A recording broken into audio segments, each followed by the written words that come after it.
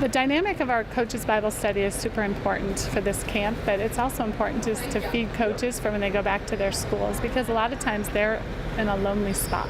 They could be the only Christian on their staff or the only ones trying to implement and be intentional with student athletes.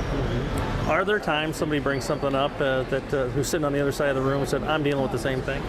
Oh, of course. That happens almost every single day. That, yes, oh, you're dealing with that? So am I. And then there's good camaraderie, there's sharing of ideas, there's brainstorming, there's praying for people. Hopefully we're moving past trying to fix it and we're just praying about it. Well, obviously God's Word is perfect. It's got all the answers, I guess, too. Talk about how fulfilling that is, that you have a place you can go, and maybe some examples of how God's principles have worked for you through the years. Having people to share life with is vital for me. I am an outgoing, I need people, I get regenerized by people, I learn from people, I like to listen and see what they're dealing with and see how I can apply what they're learning in my life and not have to go through it, maybe, prevent some of that.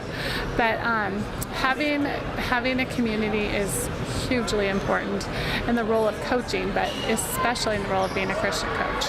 And lastly, what's your encouragement or challenge to other coaches that, this doesn't have to happen when you go away to FCA camp? It can be a routine, a part of the routine of life. Yeah. Well, we always try to cast a vision, but start small, start with baby steps, stay consistent. And I guess one of the things I shared today in our coaches Bible study was to not expect student athletes to do things we aren't willing to do ourselves. We're pretty much full of excuses, more so than the students, and we would never, ever accept that, so don't accept that for yourself.